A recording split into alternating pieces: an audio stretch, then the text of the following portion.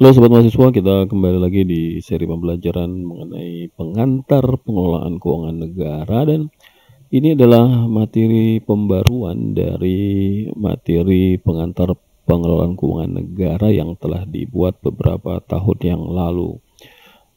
Materi kali ini adalah tentang konsep dan pokok-pokok pelaksanaan APBN bagian yang pertama, di mana pada bagian yang pertama ini kita akan fokus pada pelaksanaan pendapatan negara, sedangkan bagian kedua nanti kita akan membahas khusus mengenai belanja negara.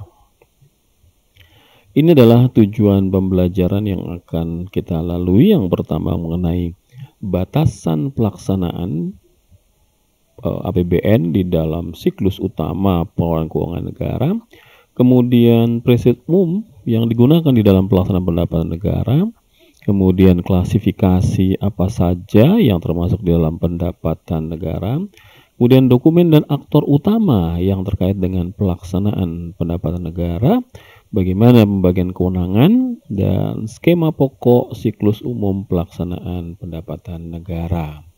Ini adalah outline-nya sama dengan tujuan pembelajaran. Baik, kita masuk ke materi yang pertama, yaitu mengenai batasan pelaksanaan APBN dalam siklus utama pengelolaan keuangan negara. Sebagaimana yang telah dipelajari di materi-materi sebelumnya, ini adalah satu gambaran mengenai siklus dari APBN yang dimulai dari perencanaan dan penganggaran APBN. Saya tidak akan bahas kupas secara detail di sini, silakan cek materi sebelumnya, di mana dari perencanaan dan penganggaran yang dilakukan oleh kementerian-kementerian yang kemudian dikoordinasi oleh Kementerian Keuangan dan Bappenas, maka dokumen ini akan dihasilkan dalam bentuk RAPBN, rancangan APBN, yang kemudian akan dibahas bersama DPR untuk ditetapkan. Di proses berikutnya setelah perencanaan penganggaran adalah penetapan APBN yang dilakukan tentu saja melalui Dewan Perwakilan Rakyat. Setelah APBN ditetapkan atau dari RAPBN menjadi APBN, maka tentu saja pemerintah harus melaksanakan APBN itu sendiri yang dilakukan oleh masing-masing kementerian negara dan lembaga. Setiap kementerian negara lembaga yang diberikan tanggung jawab di dalam pengelolaan keuangan negara harus, jangan lupa ini ya, untuk melakukan pencatatan dan pelaporan atas setiap pendapatan yang diperoleh atau belanja yang dikeluarkannya. Kenapa? Karena setiap pelaksanaan anggaran tersebut nantinya akan dilakukan pemeriksaan dan pertanggungjawaban atas pelaksanaan keuangan negara itu sendiri, yang pemeriksaan ini akan dilakukan oleh Badan Pemeriksa Keuangan selaku unit audit eksternal pemerintah atau unit audit internal negara. BPK adalah lembaga tinggi negara yang diberikan kewenangan menurut atau berdasarkan undang-undang untuk melakukan pemeriksaan dan pertanggungjawaban pengelolaan keuangan negara yang dilakukan oleh kementerian dan lembaga. Yang manakah yang akan kita bahas pada tema kali ini? Sesuai dengan lingkaran merah, kita akan bahas terkait dengan pelaksanaan APBN. Di dalam pasal 26 Undang-Undang nomor 17, Undang-Undang 17 adalah undang-undang tentang, ini 17 adalah undang-undang tentang keuangan negara. Dikatakan bahwa setelah APBN ditetapkan, saya coba rubah ke dalam pen ya. Setelah APBN ditetapkan dengan undang-undang, pelaksanaannya dituangkan lebih lanjut di dalam keputusan presiden yang berdasarkan tata urutan, kini tidak lagi dalam bentuk keputusan presiden tetapi dalam bentuk peraturan presiden ya. Setelah APBD, jadi kalau ini APBN di lingkungan pemerintahan pusat, di lingkungan pemerintahan daerah, setelah APBD ditetapkan dalam peraturan daerah, pelaksanaan dituangkan di dalam keputusan gubernur, keputusan bupati, atau keputusan wali kota selaku kepala pemerintahan di daerah. Sedangkan di pasal 29 dinyatakan bahwa ketentuan mengenai pengelolaan keuangan negara dalam rangka pelaksanaan APBN dan APBD ditetapkan dalam undang-undang yang mengatur tentang perbendaharaan negara. Undang-undang tentang perubahan negara adalah Undang-Undang Nomor 1 Tahun 2004. Saya selalu mengatakan ada 3 paket undang-undang di bidang keuangan negara, yaitu Undang-Undang Nomor 17 seperti yang tertuang di sini tahun 2023, Undang-Undang Nomor 1 tahun 2004 dan Undang-Undang Nomor 15 tahun 2004. Di Undang-Undang Nomor 1 tahun 2004 tentang perbendaharaan negara, khususnya di pasal 11 dinyatakan bahwa tahun anggaran meliputi 1 tahun yang dimulai 1 Januari sampai dengan 31 Desember. Perlu Anda ketahui bahwa di masa yang lalu, khususnya di Orde Baru, kita pernah memiliki masa 1 tahun yang dimulai 1 April hingga 30 Maret. Sedangkan di pasal 12 Undang-Undang Nomor 1 Tahun 2004 di ayat 1 APBN dalam 1 tahun anggaran meliputi hak pemerintah pusat yang diakui sebagai penambah nilai kekayaan bersih. Di huruf A inilah yang kita sebut dengan pelaksanaan anggaran khusus untuk pendapatan negara. Di huruf B disebutkan bahwa kewajiban pemerintah pusat yang diakui sebagai pengurang nilai kekayaan bersih ini adalah belanja negara. Sedangkan penerimaan yang perlu dibayar kembali dan atau pengeluaran yang akan diterima kembali, ini kalau di akuntansi ada istilah unearned revenues dan prepaid expenses begitu, baik pada tahun anggaran yang bersangkutan atau tahun anggaran berjalan maupun pada tahun-tahun anggaran berikutnya. Ini adalah konteks di dalam APBN. Nah, khusus yang huruf C ini merupakan pembiayaan atau kegiatan pembiayaan. Jadi kita lihat di sana huruf A adalah kegiatan pendapatan, huruf B adalah terkait dengan kegiatan belanja, sedangkan huruf C, ini huruf C terkait dengan kegiatan pembiayaan atau financing. Di ayat 2 dikatakan semua penerimaan dan pengeluaran negara harus gitu ya. Sebenarnya ada kata tidak disebutkan kata harus, tapi maknanya adalah harus dilakukan melalui rekening kas umum negara atau RKUN. Ada juga dengan RKUN. Ini adalah bagian dari pelaksanaan Treasury Single Account atau TSA.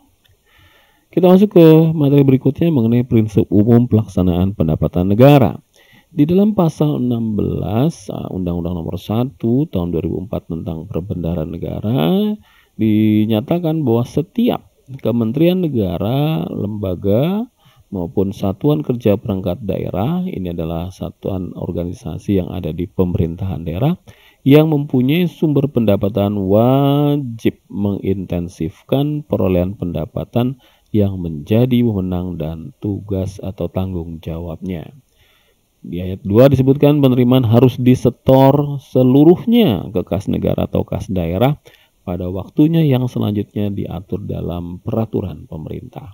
Di ayat 3, penerimaan kementerian negara, lembaga atau SKPD, Satuan Kerja Perangkat Daerah, tidak boleh digunakan langsung untuk membiayai pengeluaran, kecuali memang sudah ditentukan juga di dalam undang-undang, misalnya seperti kasus pada Badan Layanan Umum, di mana Badan Layanan Umum adalah satuan kerja atau satker pemerintah yang boleh menggunakan langsung setiap penerimaan yang diperoleh. Namun demikian juga ada aturan-aturan yang berlaku. Nanti silakan Anda cek materi tentang Badan Layanan Umum. Kemudian di ayat 4, penerimaan berupa komisi, potongan, ataupun bentuk lain sebagai akibat dari penjualan dan atau pengadaan barang dan jasa oleh negara atau oleh daerah adalah hak negara atau hak daerah.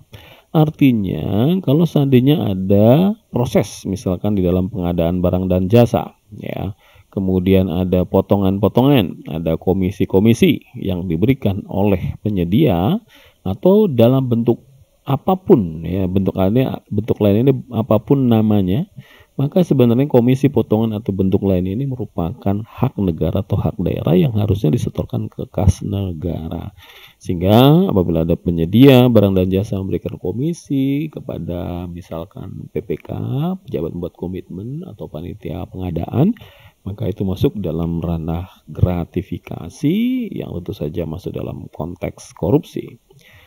Kemudian di PP 71 tahun 2010 tentang SAP, Standar Akuntansi Pemerintahan, dinyatakan bahwa pendapatan negara dilaksanakan berdasarkan asas bruto atau asas kotor, yaitu dengan membukukan pendapatan bruto dan tidak mencatat jumlah netonya. Artinya tidak boleh di dalam pencatatan pendapatan negara ini dicatat bersihnya saja, nilai bersihnya. Misalkan pendapatan 100, katakanlah ada biaya lain dan untuk mendapatkan pendapatan sebesar 20 sehingga selisihnya 80, maka yang dicatat hanya 80. Itu disebut dengan asas neto, itu tidak digunakan. Yang digunakan adalah asas bruto, yaitu mencatat nilai kotor dari pendapatan tersebut. Kita masuk ke materi berikutnya, klasifikasi pendapatan negara. Apa sajakah yang masuk di dalam konteks pendapatan negara? Di dalam pasal 11 Undang-Undang tentang Keuangan Negara 17 tahun 2003, pendapatan negara terdiri dari penerimaan perpajakan, penerimaan bukan pajak, biasa kita sebut dengan PNBP, penerimaan negara bukan pajak, dan penerimaan hibah. Penerimaan perpajakan adalah semua penerimaan negara yang terdiri atas pajak dalam negeri dan juga pajak perdagangan internasional. Sedangkan penerimaan negara bukan pajak atau biasa dikenal dengan PNBP ini adalah pungutan yang dibayar oleh orang pribadi atau oleh badan dengan memperoleh manfaat langsung maupun tidak langsung atas suatu layanan atau pemanfaatan sumber daya, misalkan barang milik negara, dan hak yang diperoleh negara, berdasarkan peraturan perundang-undangan yang menjadi penerimaan pemerintah pusat, di luar penerimaan perpajakan dan hibah, dan dikelola dalam mekanisme APBN. Jadi istilah PNBP itu dikenalnya untuk pemerintah pusat. Untuk daerah tidak dikenal PNBP, karena di daerah mereka menyebutnya adalah pendapatan asli daerah atau PAD. Kemudian yang ketiga adalah penerimaan hibah. Penerimaan hibah adalah semua penerimaan negara baik dalam bentuk devisa dan atau devisa yang dirupiahkan, bisa dalam bentuk rupiah, jasa, dan atau surat berharga yang diperoleh dari pemberi hibah. Dengan catatan, pemberian ini tidak perlu dibayar kembali dan bersifat tidak mengikat. Jadi tidak boleh ada satu pemberi hibah, misalkan dari negara lain, ingin memberikan sesuatu kepada negara kita tetapi kemudian membuat satu perikatan. Kalau saya berikan ini maka Anda berikan apa ke kami, misalkan seperti itu, yang tidak akan bisa dilakukan. Karena ditegaskan dalam undang-undang, setiap pemberian hibah dari pihak manapun bersifat tidak mengikat.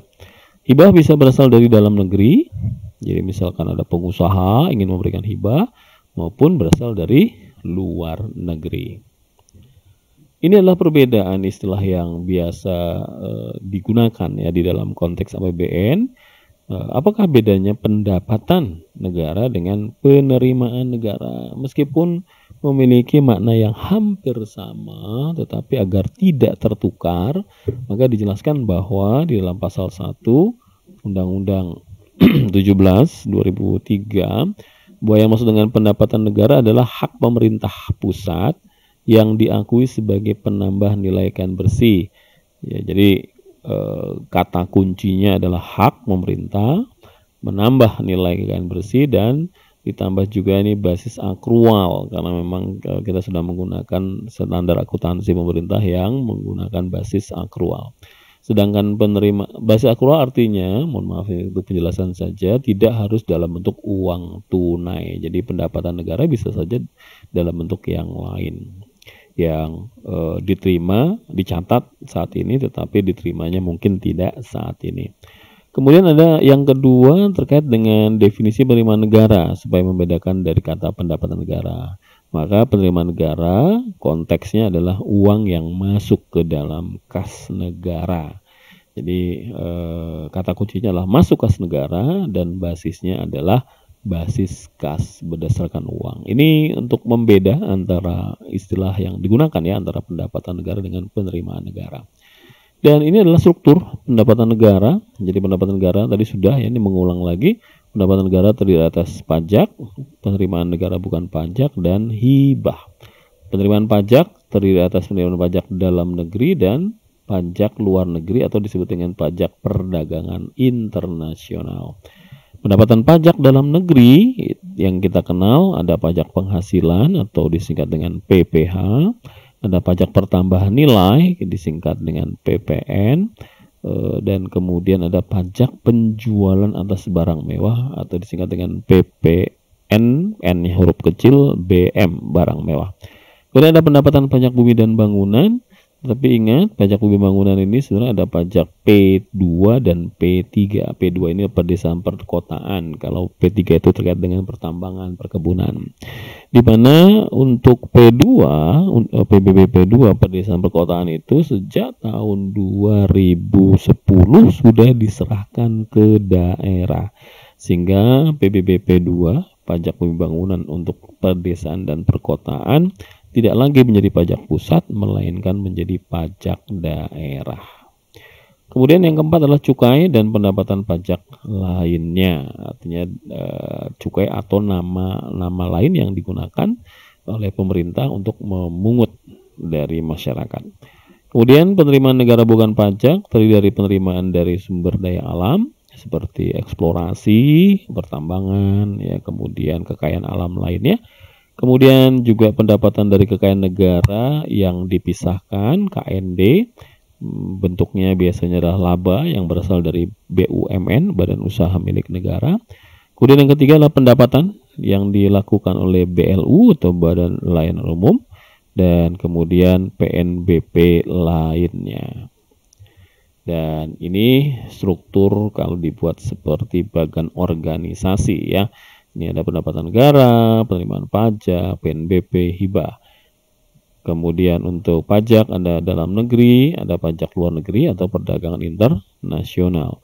Untuk pajak dalam negeri ada PPh, PPN, PPNBM, dan PBB, tapi di sini PBB P3. Kemudian ada cukai. Ya, sedangkan PNBP ada SDA, PNBP berasal dari sumber daya alam, yang berasal dari laba BUMN dan berasal dari BLU. Ini adalah pengenalan bagi teman-teman yang bukan berasal dari pajak ya.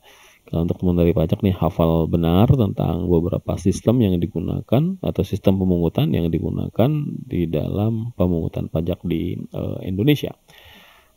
Yang pertama ada disebut dengan self-assessment, yang kedua ada official assessment, yang ketiga adalah withholding. Self-assessment, sesuai dengan arti katanya self, sistem ini memungkinkan wajib pajak untuk menentukan sendiri berapakah besar pajak yang harus mereka bayarkan. Wajib pajak ini memiliki tanggung jawab untuk menghitung, mengestimasi, membayar, bahkan juga melaporkan jumlah pajak yang mereka harus lakukan.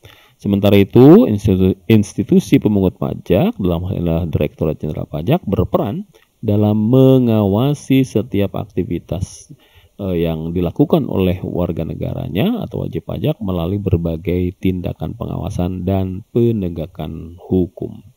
Sedangkan kalau penggunaan official assessment dalam sistem ini, besarnya pajak yang harus dibayar oleh wajib pajak ditetapkan sepenuhnya oleh institusi pemungut pajak, di mana wajib pajak hanya perlu bersifat pasif dan menunggu saja untuk menerima pemberitahuan mengenai berapakah jumlah pajak yang harus dibayar, yang ditetapkan dan kemudian dibayarkan.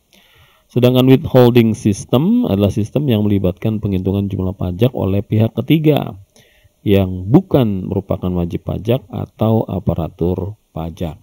Dalam sistem ini, pihak ketiga bertanggung jawab untuk menghitung, menahan sebagian pendapatan wajib pajak untuk kemudian disetorkan ke institusi pemungut pajak sesuai dengan peraturan yang berlaku. Di Indonesia ini digunakan kalau di dalam perpajakan disebut dengan potput ya, PPh, pajak penghasilan potput, pemotongan dan pemungutan. Inilah gambaran terkait dengan PNBP, penerimaan negara bukan pajak. Jadi ini melengkapi apa yang sudah dibahas sebelumnya, di mana dalam PNBP kalau diperhatikan dari gambar ini ada undang-undang PNBP nomor 9 tahun 2018 yaitu terkait dengan pemanfaatan SDA. Jadi kita tahu bahwa setiap sumber daya alam yang dimanfaatkan oleh pihak tertentu, oleh individu ataupun oleh perusahaan, yang tentu saja SDA ini milik negara, maka setiap pemanfaatan tadi merupakan penerimaan negara bukan pajak. Bentuknya bisa retribusi, bisa berupa pajak-pajak tertentu dan sebagainya.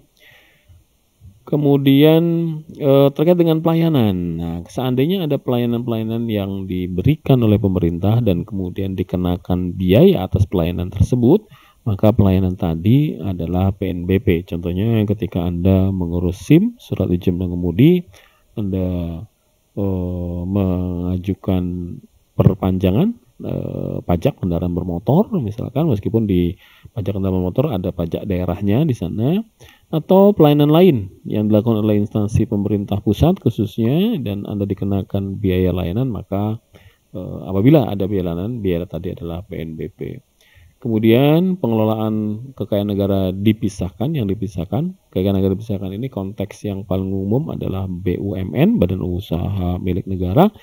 Maka setiap BUMN itu dipandang sebagai bagian dari keuangan negara, di mana hasil dari aktivitas BUMN tadi dalam bentuk laba ini akan dikembalikan kepada pemegang saham, dalam hal adalah pemerintah, dan laba yang berasal dari BUMN adalah PNBP. Demikian pula ketika kita kaitkan dengan BMN, barang milik negara, setiap pemanfaatan atau pengelolaan BMN yang mendatangkan uang, maka uang tadi merupakan pendapatan, atau di sini seperti kita sebut dengan penerimaan negara bukan pajak. Jadi dia pendapatan negara dalam bentuk penerimaan negara bukan pajak. Contohnya misalkan menyewakan ruangan milik kantor pemerintah atau menyewakan seperangkat alat tertentu yang dimiliki oleh pemerintah. Kemudian juga terkait kalau ada pengolahan dana seperti pengolahan dana untuk industri kelapa sawit dan hak negara lainnya yang biasanya terkait dengan aspek hukum. Contohnya misalkan ada tuntutan ganti rugi atau tuntutan perbendaharaan. Maka tuntutan ganti rugi, tuntutan perbendaharaan atau hak hukum lainnya yang diperoleh negara yang akan mendatangkan penerimaan merupakan bagian dari penerimaan negara bukan pajak. Tugas dan kewenangan pengelolaan PNBP itu tidak hanya ada di Kementerian Keuangan, tapi juga ada di Kementerian Negara dan lembaga lainnya. Nah, Kementerian Keuangan memang memiliki ada dua fungsi. Yang pertama sebagai pengelola fiskal dan juga berfungsi sebagai bendahara umum negara. Mengenai hal ini sudah dibahas ya di materi yang lalu, di mana kewenangan Menteri Keuangan selaku pengelola fiskal di antara lain adalah menyusun kebijakan umum di dalam pengelolaan PNBP, kemudian mengevaluasi, menyusun mengevaluasi dan menyusun dan atau menetapkan jenis dan tarif PNBP pada instansi pengelola PNBP, kemudian yang C menetapkan target dan pagu pengelola PNBP, dan yang D melakukan pengawasan terhadap perencanaan, pelaksanaan dan pertanggungjawaban PNBP. Sedangkan Kementerian Negara tugasnya dan kewenangannya antara lain menyusun, menyampaikan usulan jenis dan tarif, mengusulkan penggunaan dana, menyusun dan menyampaikan rencana PNBP dalam rangka penyusunan RAPBN, termasuk juga kalau ada RAPBNP atau RAPBN perubahan ya, dan kemudian memungut dan menyetorkan PNBP serta mengelola piutang PNBP. Jadi piutang yang muncul yang menjadi bagian dari PNBP. Sedangkan kewenangan Menteri Keuangan selaku bendahara umum negara adalah menetapkan PNBP tertentu sebagai PNBP yang dikelola oleh Berbun, antara lain PNBP dari pengelolaan kekayaan negara dipisahkan, laba BUMN ya. Kemudian PNBP yang perhitungan dan penetapannya membutuhkan earning process, ada proses perolehan, ya, misalkan PNBP sektor migas dan panas bumi. Sedangkan pihak lain yang terkait adalah tugas mitra instansi pengelola PNBP.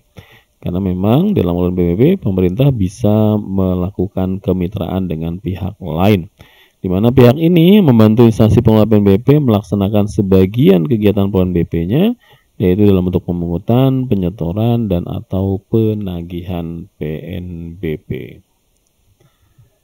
Baik, kita coba ulas. Jadi sebagai materi tambahan, dikaitkan tentu saja dengan materi pendapatan negara, yaitu terkait dengan APBN tahun 2025. Di sini masih berupa rancangan APBN tahun 2025. Di mana kalau kita lihat di sisi kanan di sini ada penerimaan pajak, di mana penerimaan pajak tahun 2005 diproyeksikan itu akan mencapai 10,24% dari PDB, produk domestik bruto. Ini yang biasa disebut dengan tax ratio.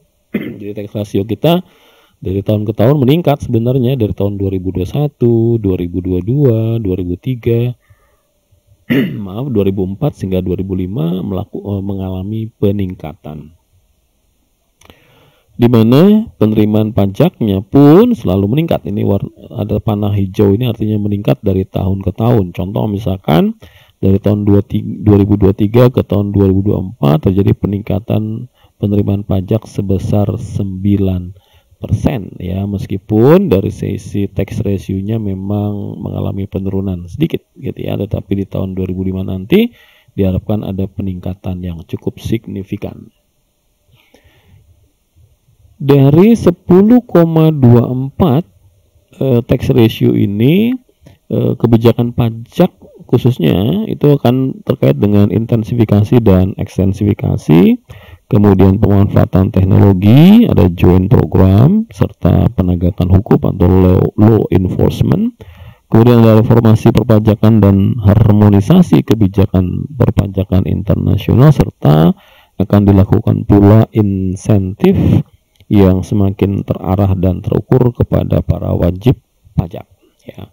Dari 10,24 ini 9%-nya adalah rasio untuk penerimaan pajak, sedangkan sisanya sebesar 1,24 adalah berasal dari kepabeanan dan cukai.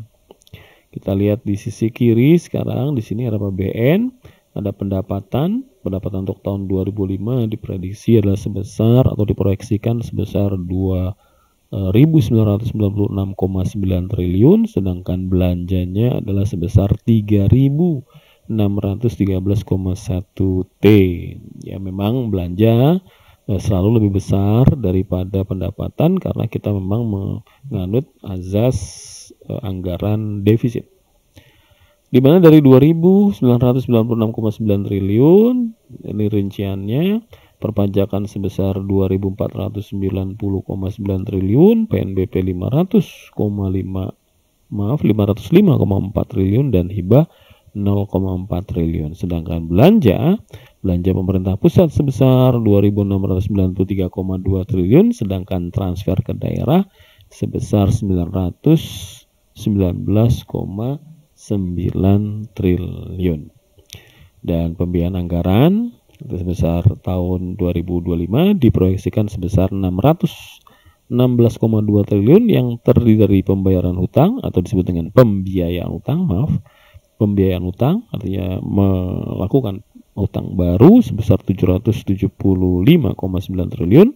Ada pembiayaan investasi, ini pengeluaran ya, sebesar minus 154,5 triliun, dan pemberian pinjaman kepada pihak lain termasuk ke negara lain sebesar 5,4 triliun. Ini adalah gambaran tentang RAPBN kita di tahun 2025. Dan kalau ingin dibuat detail untuk penerimaan pajak yang sebesar 2.189,3 triliun ini akan dipengaruhi akan dipengaruhi oleh kinerja ekonomi domestik, kemudian bagaimana efektivitas implementasi kebijakan undang-undang yang baru, yaitu undang-undang HPP, harmonisasi peraturan perpajakan. Kemudian juga sangat berpengaruh terhadap risiko fluktuasi harga komoditas dan Cortex system Cortex administration system atau SIAP ya, yang sedang disiapkan oleh DJP. Kebijakan teknis yang dilakukan diantaranya adalah implementasi Cortex, kemudian law enforcement, prioritas pengawasan atas WPHNI, nih ya, WP wajib pajak besar, kemudian peningkatan kerjasama perpajakan internasional, pemanfaatan digital forensik, dan insentif fiskal yang terarah dan terukur, di mana 2.189,3 triliun ini kalau dilihat dari kontribusi per jenis pajaknya berupa PPH 40,8%, PPNBM 1,9%, kemudian PPH 57,3%, mohon maaf, kemudian PPN adalah 40,8% dan lain-lainnya adalah 1,9%. Di tahun 2005 untuk PPH adalah 55,2%, PPN-nya 43,2%, dan lain-lainnya adalah 1,6%. Ini adalah gambaran pajak APBN di tahun 2001 sampai dengan tahun 2025 yang tadi sudah saya ulas ya, dia cenderung meningkat. Kemudian penerimaan PPH dipengaruhi oleh proyek pertumbuhan ekonomi. Tadi saya menyebut PP ini proyeksi pertumbuhan ekonomi.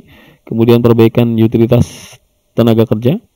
Sedangkan untuk PPN dan PPNBM dipengaruhi oleh aktivitas implementasi HPP, Undang-Undang HPP, konsumsi domestik tentu saja, dan perluasan basis pajak. Sedangkan untuk PBB dan lainnya dipengaruhi oleh objek pajak BBP 3 dan fluktuasi harga komoditas serta aktivitas transaksi yang bermeterai. Sedangkan untuk kepabeanan cukai sebesar 301,6 triliun ini dipengaruhi oleh upaya pengawasan dan penindakan, implementasi MBDK, aktivitas perdagangan internasional serta harga komoditas terutama CPO, di mana kontribusi terhadap total kepabeanan cukai adalah untuk cukai itu sebesar untuk tahun 2004 ya 76,7, kemudian untuk bea masuk 17,9, sedangkan bea keluar adalah 5,5. Di tahun 2025 diharapkan cukai itu akan meningkat menjadi 81%, kemudian bea masuk di sekitar 17,5% dan bea keluar menurun sebesar 1,5%. Kebijakan teknis yang dilakukan untuk mendukung kebijakan di bidang kepabeanan cukai diantaranya adalah perekonomian domestik, yaitu percepatan pembangunan IKN, ya, Ibu Kota Nusantara, mendukung hilirisasi sumber daya alam termasuk nikel, kemudian pemberdayaan UMKM dalam bentuk klinik ekspor. Di bidang pengawasan berupa kebijakan pengawasan, pencegahan dan pemberantasan barang kena cukai yang ilegal dan pencegahan penyalahgunaan narkotika, psikotropika dan prekursor. Sedangkan penerimaan negara, upaya pengawasan dan penindakan, ekstensifikasi BKC baru dan MBDK, penguatan CESA, serta pembentukan Core Revenue System. Dan ini adalah gambaran kontribusi kepabeanan cukai dalam APBN tahun 2021 sampai 2005 yang juga cenderung meningkat. Sedangkan penerimaan cukai mencapai 244,2 triliun atau 81% ini didorong upaya konsisten pendidikan BKC. BKC itu barang kena cukai yang ilegal dan implementasi MBDK. Sedangkan pajak internasional untuk bea masuk mencapai 52,9 triliun, sedangkan bea keluar nanti diperkirakan sebesar 4,5 triliun atau 1,5%-nya. Dan ini untuk PNBP. PNBP diperkirakan sebesar 505,4 triliun. Harapannya PNBP memang fluktuatif ya, turun naik, di mana tentu saja negara sangat berharap suatu ketika komposisi antara PNBP dengan pajak itu hampir seimbang. Apabila ingin ideal tentu saja harusnya pajak itu 50%, PNBP 50%, sehingga jumlah pendapatan negara kita menjadi sangat tinggi. Untuk saat ini PNBP rata-rata di kisaran sekitar 20%.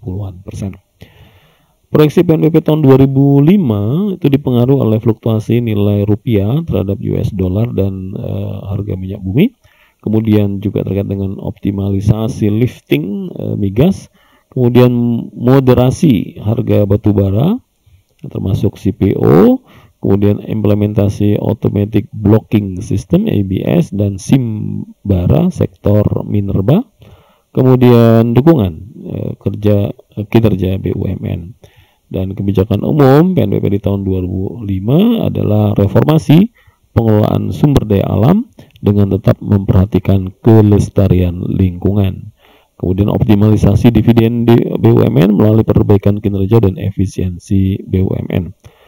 Berikutnya peningkatan inovasi dan kualitas layanan serta optimalisasi pemanfaatan BUMN, penguatan tata kelola dan peningkatan sinergi termasuk perluasan pemanfaatan teknologi dan informasi yaitu Simbara dan automatic blocking system. Diharapkan di tahun 2025 nanti dari 505,4 triliun 121 triliun berasal dari pendapatan sumber daya alam, 86 triliun dari pendapatan kekayaan negara dipisahkan BUMN, kemudian 123,5 triliun dari pendapatan PNBP lainnya, dan sebesar 77,9 triliun diharapkan berasal dari aktivitas ke-BLU-an ya, Badan Layanan Umum. Ini saya skip ya. Baik, kita masuk ke materi berikutnya mengenai dokumen dan aktor utama terkait dengan pelaksanaan pendapatan negara. Ini adalah dokumen sumber terkait dengan pelaksanaan pendapatan negara. Dokumen sumber sebagai dasar pencatatan estimasi pendapatan adalah DIPA dari Kementerian Negara atau lembaga, atau dokumen pelaksanaan anggaran lainnya yang dipersamakan dengan DIPA, karena di daerah memang menyebutnya adalah DPA, dokumen pelaksanaan anggaran. Dokumen sumber sebagai dasar pencatatan penerimaan atau pendapatan negara tergantung pada jenis penerimaan atau pendapatan negara dan basisnya, apakah akrual atau kas.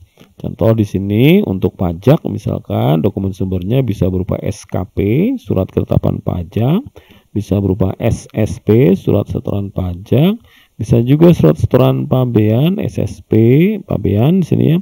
Bisa juga SSC, surat setoran cukai atau surat setoran pajak lainnya. Di sini digabung menjadi surat setoran pabean, cukai dan pajak atau disingkat dengan SSP-CP. Sedangkan untuk penerimaan bukan pajak bentuknya adalah surat tagihan PNBP, surat setoran bukan pajak atau SSBP, bukti penerimaan negara atau BPN yang diterbitkan oleh Bank Persepsi atau Devisa Persepsi atau Pos Persepsi atau oleh KBPN. Hibah bentuknya adalah SP3HL BJS atau surat perintah pengesahan pendapatan hibah langsung.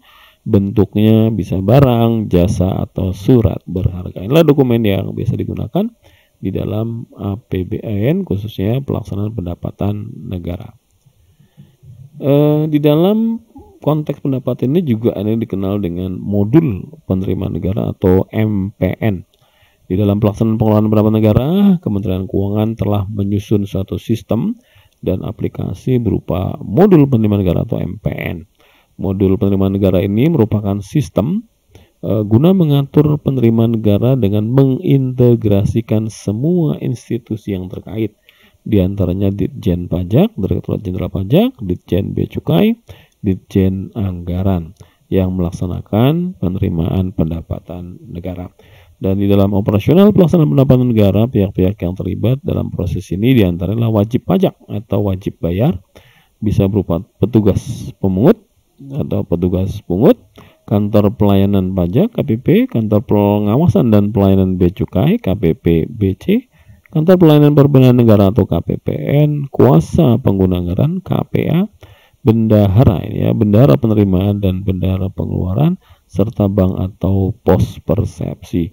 Inilah pihak-pihak yang terkait dengan pelaksanaan pendapatan negara.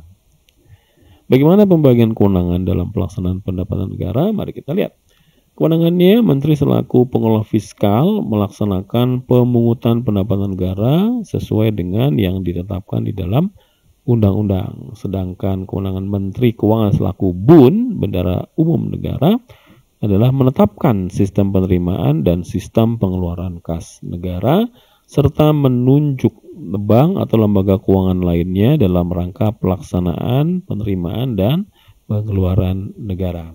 Sedangkan kewenangan pimpinan kementerian negara atau lembaga adalah melaksanakan pemungutan penerimaan negara bukan pajak. Dan jangan lupa mereka juga menyetorkannya ke rekening kas negara. Serta mereka juga berkewenangan untuk menetapkan pejabat yang bertugas melakukan pemungutan PNBP.